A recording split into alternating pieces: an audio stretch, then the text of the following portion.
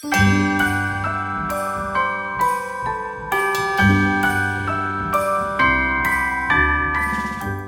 knew we were supposed to get some snow. They said 12 to 18 inches, so I really wasn't worried, and I really didn't prepare. So when I woke up that morning and discovered so much snow, I was a little overwhelmed.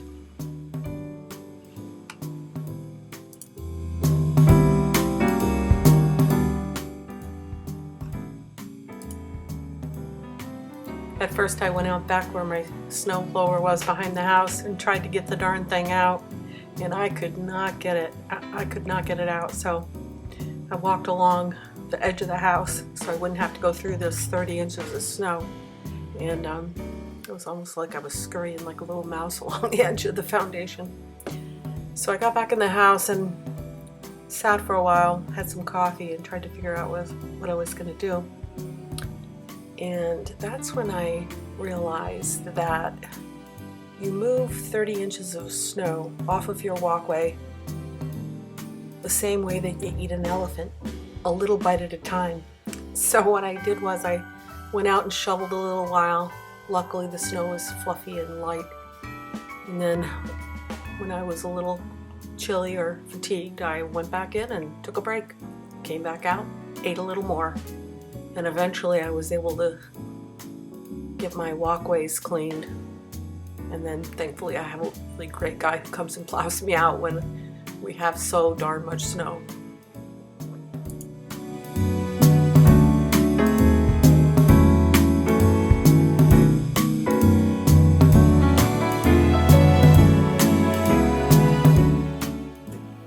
I'm lucky enough to have a nice wood stove in this house. I had one in the other house, and I just love a wood fire. There's nothing quite so warming. It's so steady and warm and comforting. So I needed to go fill up my kindling and fill up my little wood rack on the porch, and in anticipation of a nice warming fire.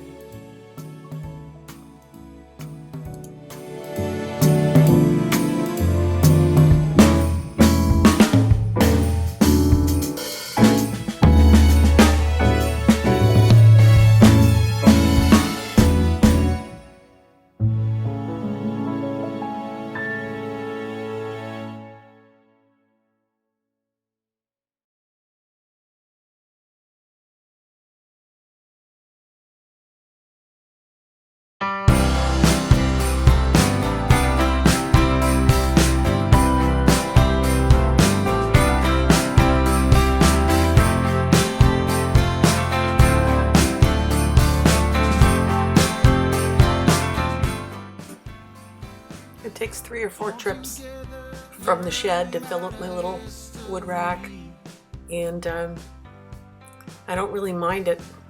It's something that gets me out of the house, gets me moving.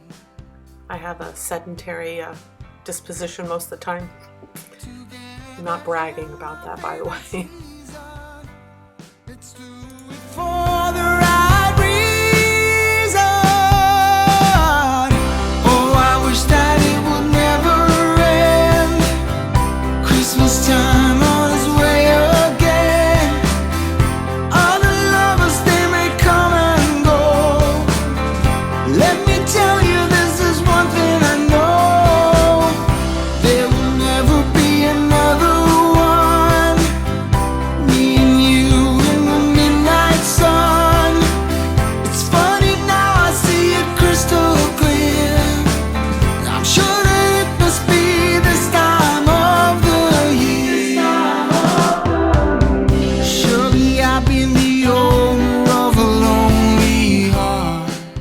I decided to feed the birds this season, and so I have a couple of feeders hanging here in the side yard, and getting through the deep snow to fill them was quite the undertaking.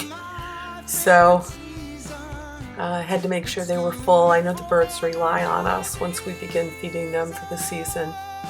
So I've had a really great variety at the feeder. Really peaceful and enjoyable to watch. And Lovey enjoys them too. Let me tell you, this is one thing I know. There will never be another one. Me and you in the midnight sun. It's funny now, I see it crystal clear. I'm sure that it must be this time of the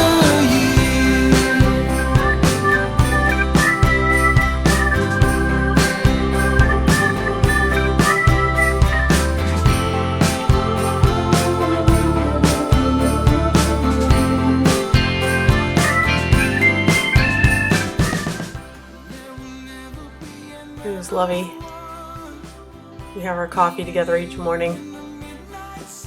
He loves to be right in the middle of things. I honestly think he's saying with his eyes, I need some coffee too, but I'll settle for a pet on the head. And when I get sick of you, I will bite you. He's been known to do that a time or two. no more worries and no more fears. Leave it all, baby, this time of the year. There will never be another one. It's me and you in the midnight sun. It's funny now, I see it crystal clear.